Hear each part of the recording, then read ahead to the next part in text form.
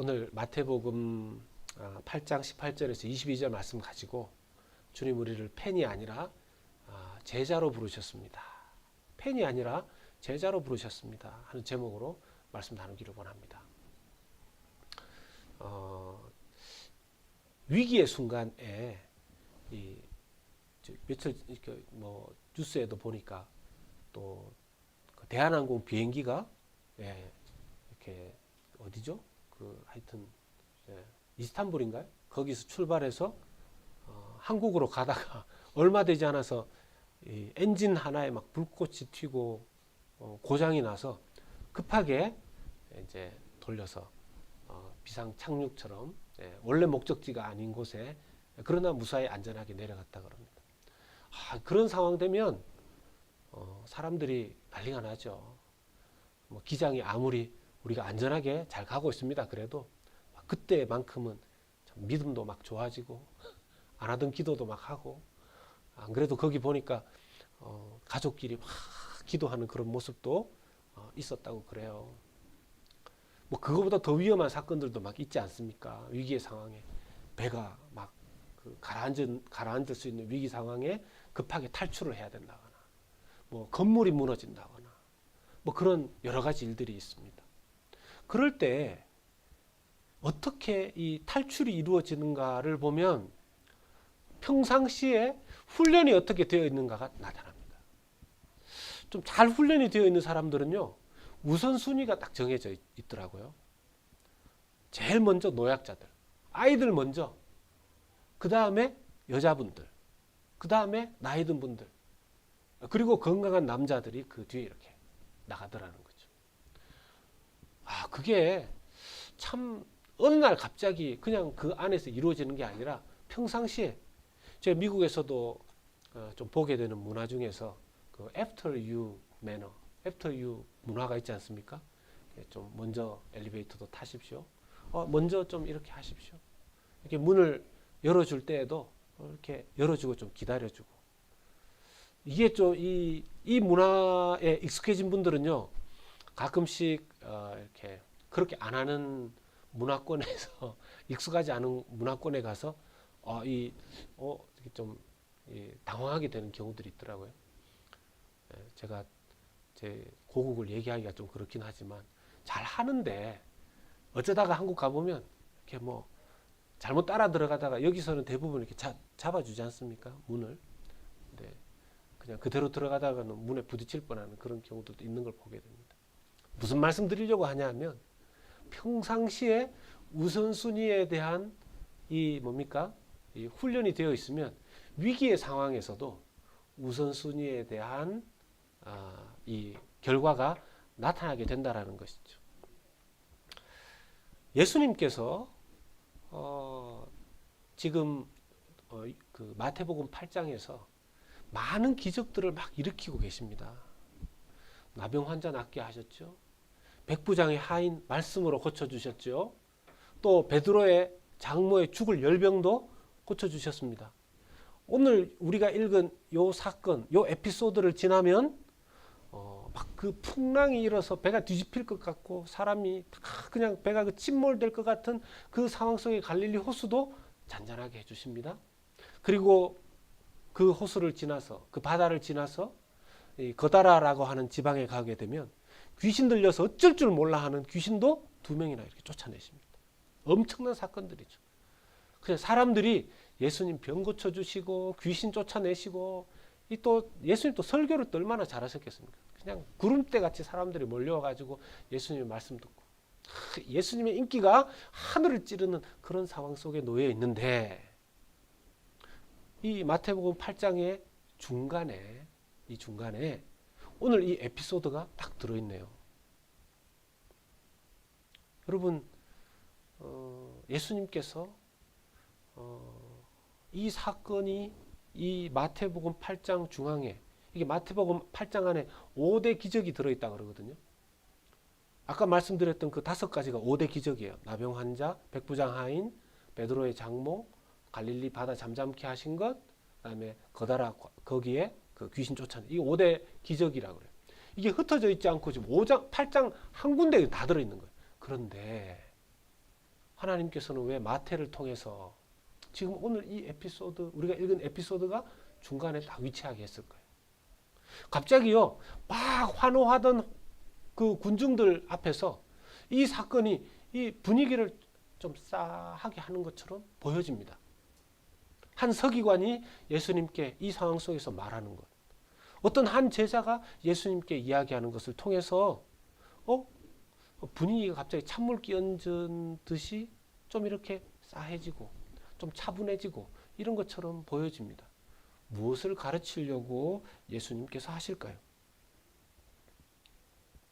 예수님께서 이 두 명의 제자들의 모습을 통해서 지금 기적을 일으키시면서 한껏 들떠있는 이 분위기 속에서 정말 예수님을 따른다는 것은 기적만 보고 따라가고 예수님께서 보여주시는 그 놀라운 일들만, 응답만 보면서 따라가면 안 된다. 예수님을 그렇게 믿으면 안 된다. 그렇게 믿으면 나중에 정말 내가 너희들과 함께 너희들을 인도하면서 이 땅의 길을 걸어가게 될 때 부딪히는 고난이라든지 어려움의 순간들을 이겨낼 수가 없다. 바르게 믿어야 한다 하는 측면에서 오늘 말씀을 우리에게 주시는 것입니다. 오늘 그것을 우리가 한번 꼼꼼하게 짚어보면서 오늘 말씀을 나누어 보기를 원합니다. 첫 번째는요, 예수님의 제자는요, 예수님의 그 길을 따르는 것을 우리에게 말씀하십니다. 예수님의 제자는 예수님이 걸으셨던 그 길을 우리도 따라가는 것을 의미합니다. 오늘 한 서기관이 예수님께 나와서 묻습니다. 질문합니다. 아니, 질문이 아니죠. 자기의 각오를 이야기하는 것 같습니다. 19절 말씀. 8장 19절 말씀. 한 서기관이 나와. 계속 좀 띄어놔 주세요. 여기서 한 서기관이라 그랬는데 이 서기관은요, 스크라이브라 그러죠. 스크라이브, 서기관. 뭐 하는 사람입니까? 서기관. 쓰는 사람입니다. 그죠? 뭐 쓰는 사람입니까? 성경 쓰는 사람입니다. 구약 성경을 필사하는 사람입니다. 뭐 구약 성경 필사하는 거 서기관까지 있어야 되는가? 예, 그때는 그랬습니다. 요즘은 성경 여기 쓰시는 분들 계시죠? 성경 아무나 써도 됩니다. 요즘은 써도 됩니다. 근데 옛날에는 그때 당시에는 성경 아무나 쓰면 안 됐습니다. 이 공인된 서기관들만 쓸 수 있었습니다. 좀 돈도 많이 받았다 그래요. 성경 한 장 정도를 하면 글자당 얼마씩 돈을 받았대요. 그래서 성경 한 장 정도를 쓰면 평균적으로 25데나리온 정도 받았다 그럽니다. 1데나리온이 노동자의 하루 품삯이라 그러죠. 그럼 25데나리온이면 대략 한 노동자의 한 달 정도의 월급이 될 겁니다. 성경 한 장 쓰면 뭐 한 달에 한 장 이상 더 쓸 수 있지 않겠습니까? 그러니까 그때 당시에 어떤 수입으로 봤을 때는 좀 고수입자에 해당될 수 있죠. 그리고 성경 쓰는 것만 이분들이 잘하는 게 아니라 구약 성경을 어느 정도 아는 사람들입니다. 문맥도 알고 성경도 좀 지식도 있고 사람들에게 좀 가르칠 수도 있는 사람입니다. 그러니까 그 주변의 유대인들에게는 좀 존경받는 선생님들이라고 할 수 있죠. 자, 이 사람, 근데 문제는 대부분의 이 서기관들이 예수님에 대해서 좀 적대적이었습니다. 바리새인들이. 자기들이 믿고 있는 것과 좀 다른 것을 말하고 보여준다 그래서 말이죠. 근데 이 서기관은 좀 달랐어요. 이 한 사람 서기관은 예수님께 나와서 선생님이요, 어디로 가시든지 저는 따르겠습니다. 이렇게 얘기를 하잖아요. 이 서기관의 믿음이 참 좋아 보입니다. 여러분들도 그렇지 않으십니까? 어디로 가든지 따르겠다는데 말이에요. 근데 예수님의 대답을 보면 지금 이 서기관의 믿음을 칭찬하실까요? 그렇지 않으실까요? 20절에 보겠습니다. 같이 읽겠습니다. 시작. 예수께서 이르시되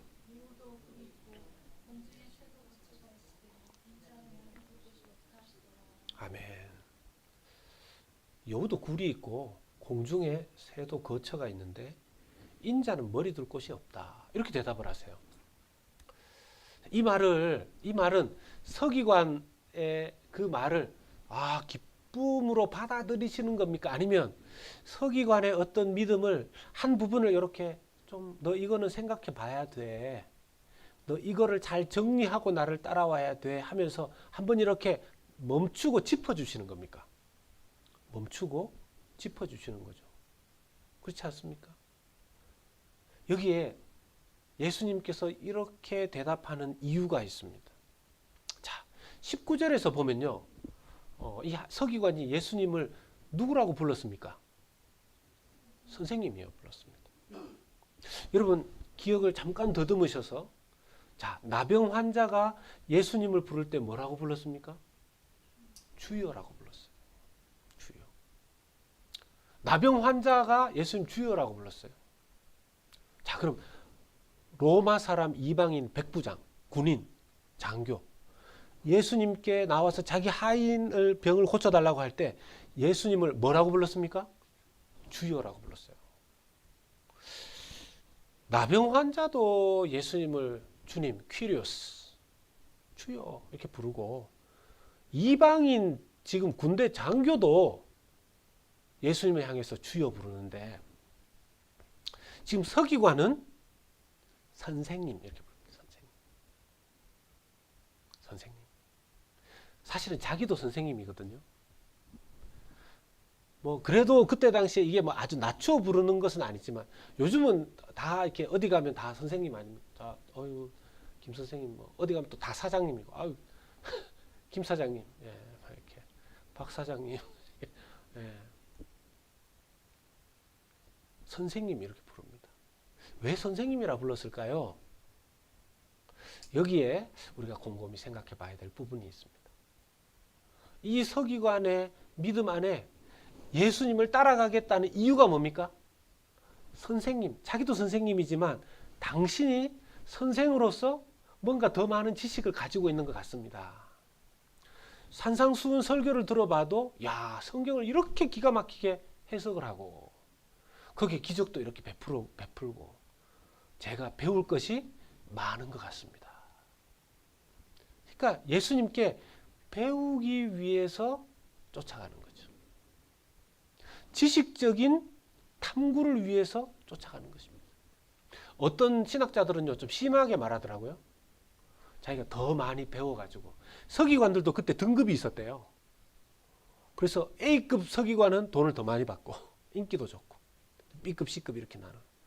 자기가 그 인기 있는 예수님에게 참 이 고급 강사에게 쫙 배우면 나중에 자기가 그걸 배워서 써먹을 수가 있다.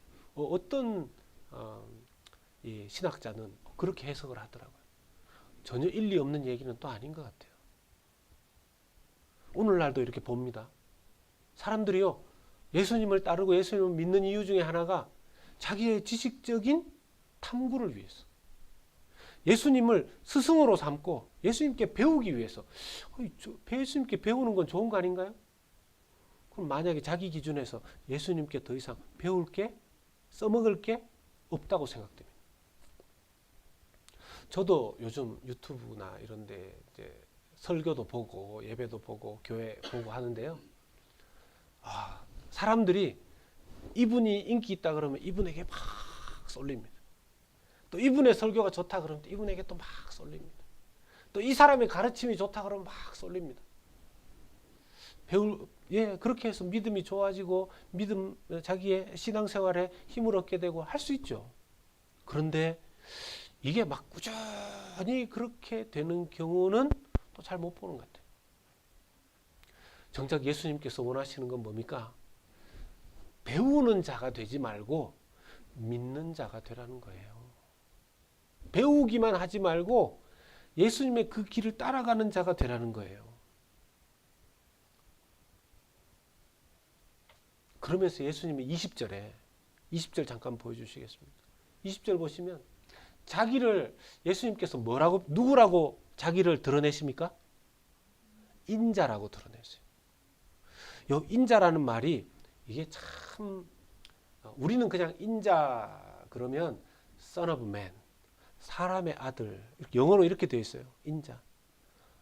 인자 자기 자신을 내가 사람의 아들로서 머리 둘 곳이 없다. 그렇게 얘기하시는데 여기서 말하는 인자라는 표현은요. 보통 표현이 아닙니다. 여기서 말하는 인자라는 단어가 구약 성경에 쓰인 곳이 다니엘서입니다. 다니엘서. 다니엘서에서 자기 자신을 인자라고 표현을 했어요. 네. 나중에 좀 보도록 하고요. 그렇게 자기를 이야기하면서 내가 가는 곳은 내 삶은 여우도 굴이 있고 공중의 새도 거처가 있지만 인자는 내가 하늘로부터 온 하늘의 사람이지만 이 땅에서는 거처도 제대로 없을 때도 있다. 그래도 너 나를 따라올 수 있느냐 이렇게 말하는 겁니다. 아니 아까 분명히 어디를 가든지 따라가겠습니다라고 서기관이 얘기했잖아요. 근데 왜 예수님이 이 얘기를 하실까요? 이 서기관이 따라가려고 했던 어디든 따라가겠습니다 하는 것은 이 정도까지는 생각 못한 거죠. 어디쯤 생각했을까요? 지금 예수님께서 바다 건너가겠다고 얘기했지 않습니까? 이 무리들 속에서. 그러니까 제가 요 바다 건너 어디든지 요 정도는 가겠습니다. 이 뜻이죠.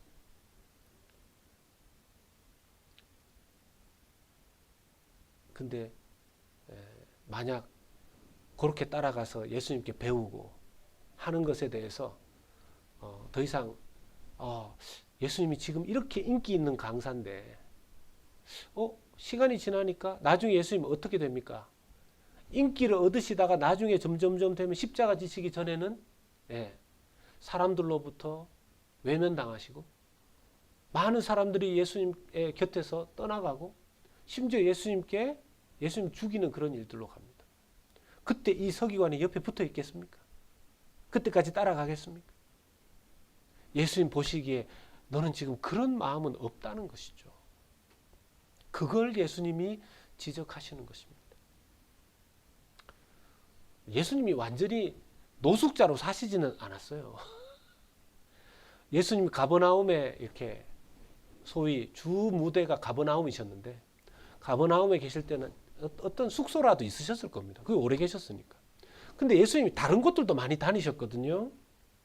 마태복음 4장 23절만 보더라도 예수님께서 온 갈릴리에 두루 다니시면서 가르치시고 천국 복음 전파하시고 온 갈릴리에 다니셨다 그랬는데 여러분 갈릴리는요 여러 마을 중에서도 좀 후진 동네. 제가 또 여기서 이렇게 어떤 동네를 잘못 얘기하면 또 그럴 수 있으니까. 하여튼 그 나라에서는 갈릴리가 좀 후진 동네입니다.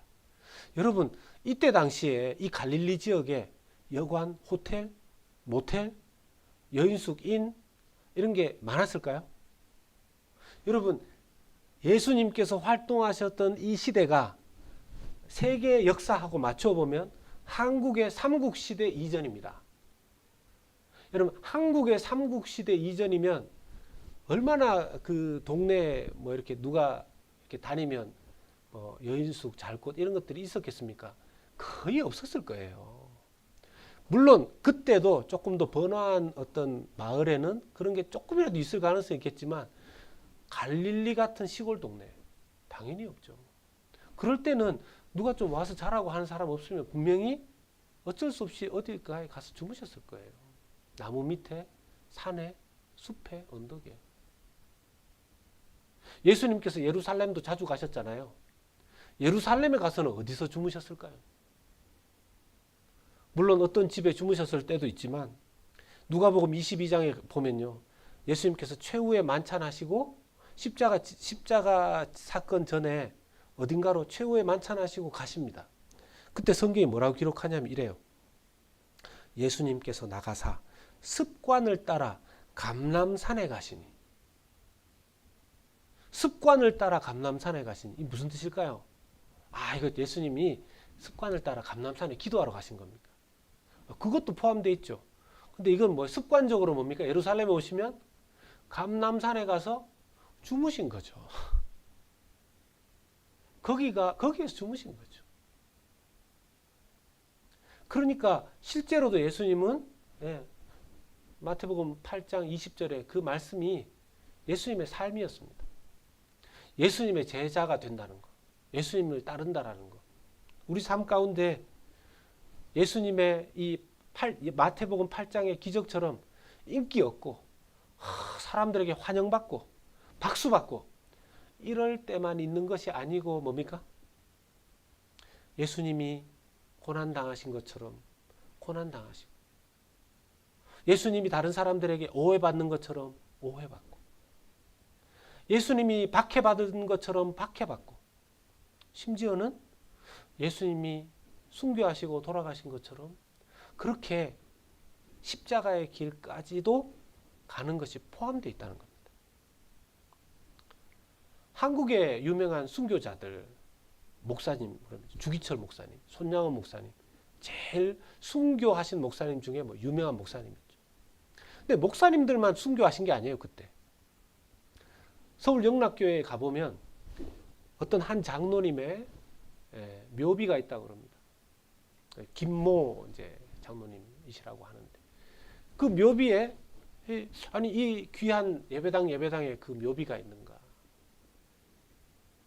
이전에 이 공산당이 막 내려왔을 때 다 피했는데 자기 혼자 예배당 지켜야 된다고. 이렇게 계시다가 예배당 어떻게 해서든지 좀 지켜보려고 하시다가 들켜서 거기에서 돌아가신 거죠. 순교하신 거예요. 그 예배당 지켜. 그가 만약 영광과 기쁨과 인기 얻으시는 그 예수님을 추종했던 사람이라면 그런 일을 감당할 수 있겠습니까? 우리가 주님을 따라감에 있어서 서기관처럼 내가 예수님 따라가면 나에게 뭔가 좋은 것들 많이 온다라고 생각해서 그렇게 짧은 시각으로 예수님 따라간다면 우리의 삶에 일어나는 고난과 고통과 어려움을 우리는 감당하기가 참 어려울 겁니다. 여러분 이 말씀을 오해하면 우리가 안 됩니다. 그럼 예수님 따라가면 늘 십자가 고난만 있는가? 그럼 재미없어서 어떻게 삽니까? 그렇지 않아요. 우리의 예수님 따라가는 길 안에는 영광과 축복도 있지만 모두 포함되어 있다는 겁니까? 고난과 역경도 포함되어 있다는 것입니다. 이런 큰 그림과 이런 올바른 믿음으로 예수님의 뒤를 쫓는 예수님과 동행하는 제자의 삶 살아가는 저와 여러분 되시길 주님의 이름으로 축원합니다.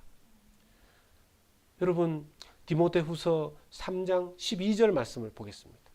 디모데후서 3장 12절 말씀. 디모데후서 3장 12절 말씀 같이 한번 읽어볼까요? 시작. 무릇 그리스도 예수 안에서 경건하게 살고자 하는 자는 박해를 받으리라.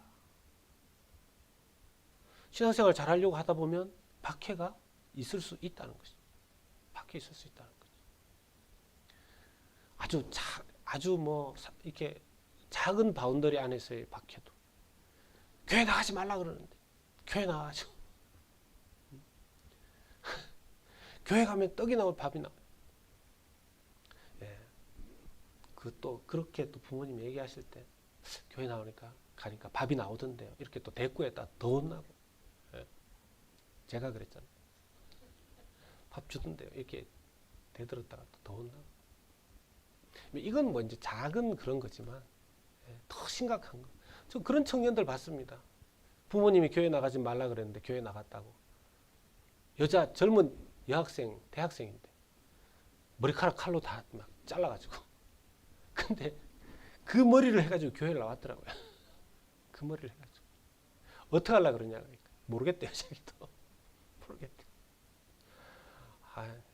여학생, 그 청년 여학생 머리를 그렇게 하면 어떻게 해요? 그 미장원에 가서 어떻게 하기도 어렵겠더라고요. 너무 이상하게 집어나가지고. 그런 일들이 있다는 거죠. 이 서기관은요, 예수님께서 이 서기관을 정말 잘 꿰뚫어 보신 거예요. 이 서기관에 예수님 내가 따르려고 하는 마음이 뭔가? 어떤 신학자가 이렇게 묘사했습니다. 그는 학문적 관습을 가진 우호적인 추종자다. 학문적인 관습을 가진 우호적인 추종자다. 물론 이렇게 시작해서 제자로 넘어가기도 합니다. 그런데 여기까지 늘 머물러 있으면 안 되는 거죠.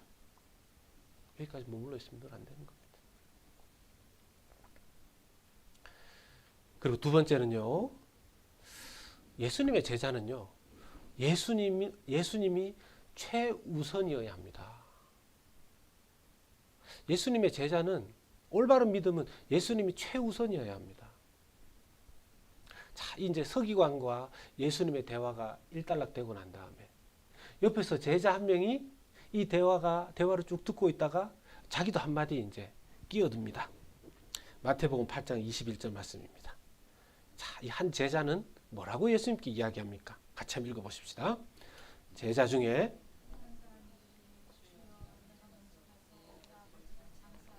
허락하옵소서. 이 사람은 제자로 불립니다. 아까 그 사람은 서기관이라고 기록했고 제자가 아니었거든요. 이 사람은 그래도 제자라고 불립니다. 근데 좀 제자는 제자인데 믿음이 좀 약한 제자 같아요.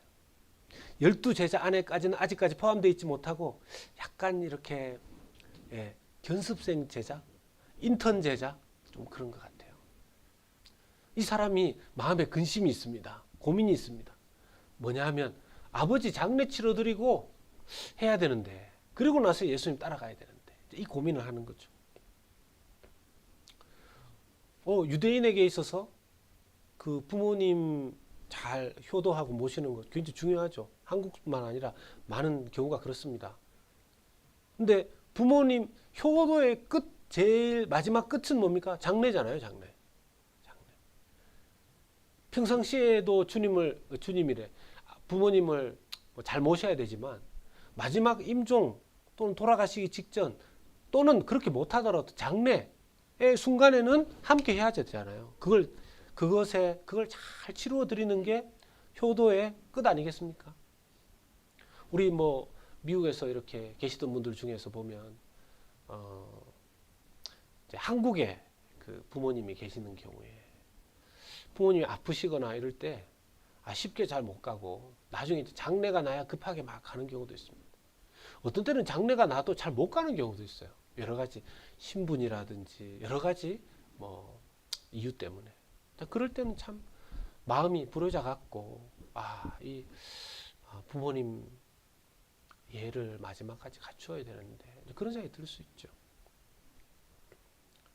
구약 성경에 보면요, 나실인들은 부모님의 장례가 나도 가까이 가지 못하게 되어 있었습니다. 근데 나중에는 이 나실인들조차도 부모님 장례, 친족의 장례에는 갈 수 있게끔 랍비들은 그렇게 또 이해를 해서 법을 또 바꾸기도 했어요. 자, 장례는 굉장히 중요한 겁니다. 자, 그런데 예수님께서 뭐라고 말씀하시냐 하면 마태복음 8장 22절에 굉장히 냉정하게 말씀하세요. 읽어볼까요? 시작. 예수께서 이르시되 죽은 자들이 그들의 죽은 자들을 장사하게 하고 너는 나를 따르라 하시니라. 이 말씀만 딱 들었을 때는 예수님 효도를 해야 되는데 부모님 장례도 치르지 말고 자기를 따라오라는 것인가? 이게 참 어려운 말씀이에요. 논란이 많은 말씀이에요. 어떤 사람들이 이렇게 얘기합니다. 장의사한테 맡겨라는 뜻이다. 어떤 사람들은 또 뭐라 그러냐면 너 제자들 말고 그 가족들 중에서 친척들 중에서 있지 않냐. 그 가깝게 나를 따르는 제자들 말고 다른 사람들한테 맡겨라. 근데 이 말씀은 너무 문자적으로만 받아들이면 안 됩니다. 여기에 예수님께서 정말 중요한 뜻이 들어있는 것이죠. 쉽게 말하면 예수님께서 너 우선순위 똑바로 하라는 말씀이에요. 너 제일 중요한 게 뭔지 너 제자로서 분명하게 하라. 이런 말씀이에요. 더 쉽게 말하면 뭡니까? 하나님이 1번이다. 이 얘기를 하시는 거죠. 하나님 먼저. 하나님 먼저. 먼저 하나님, 그 다음에. 지금 이 제자는 예수님을 믿기는 믿고 따르고는 싶은데 지금 1번 먼저가 누굽니까? 예수님입니까? 아버지입니까? 예? 예수님 같죠? 21절을 볼까요? 다시. 자기가 누구에게 먼저 가겠다는 겁니까? 아버지께 먼저 가겠다. 아버지가 먼저예요. 먼저 아버지 챙기고. 근데 예수님께서 여러분 우리가 이 말씀을 볼 때 예수님 좀 조금 너무 냉정하신 분인가? 이럴 수 있지만 예수님 그런 분 아니신 걸 우리가 알지 않습니까? 그럼 우리가 이걸 어떻게 이해할 수 있습니까? 예수님의 성품에 비추어 보면 지금 이 아버지는 당장 돌아가실 분이 아닐 가능성이 많아요.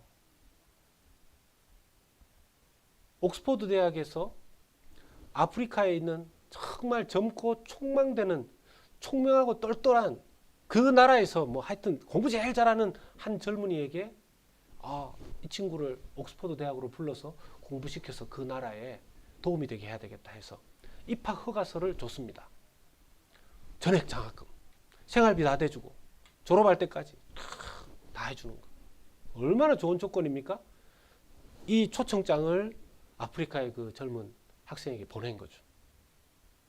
오십시오. 우리가 모든 걸 준비해 놨습니다. 근데 이 학생이 답장을 보냈어요. 너무 감사합니다. 그런데 제가 우리 아버지의 장례를 치러드리고 우리 아버지 돌아가시면 제가 가겠습니다.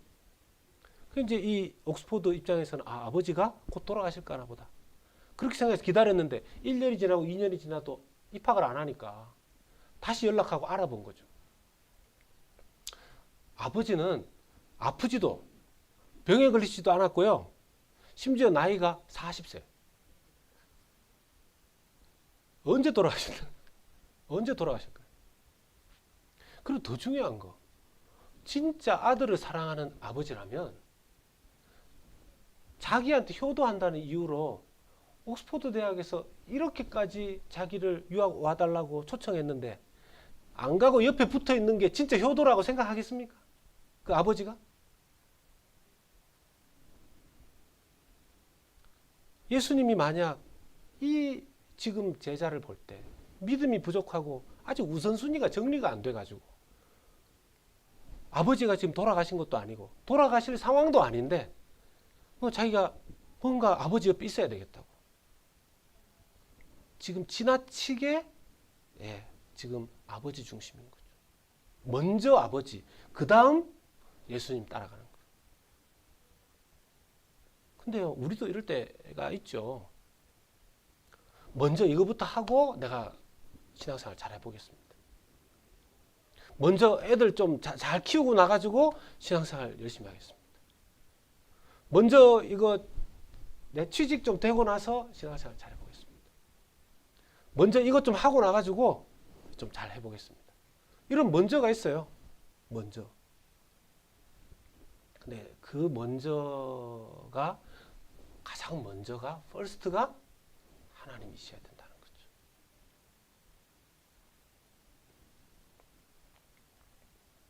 예수님은 장례도 못하게끔 그냥 무조건 막무가내로 세상 도덕도 그렇게 신경 쓰신 그런 분 아니십니다.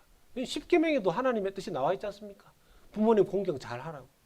그런 분이 그렇게 하겠습니까? 저는 이 말씀 아무리 묵상해봐도 지금 이 제자는 부모님 돌아가실 분위기가 아닌 거죠.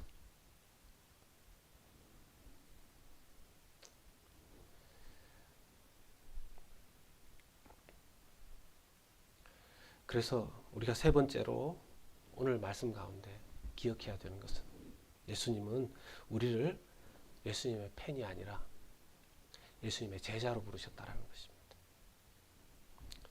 지금 베트남에 그 국민 영웅으로 등극해 있는 분이 계십니다. 한국 분이. 아십니까? 박항서. 박항서. 뭐 너무 기분 좋으실 것 같아요. 베트남에 가면 그분은 초스타 아닙니까? 평균 국가대표 축구, 베트남 국가대표 축구 감독의 임기가 8개월이래요. 8달.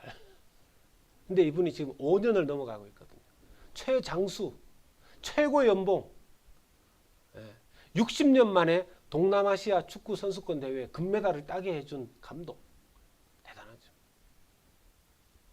근데 이분이 크리스찬이거든요. 이분이 크리스찬이에요.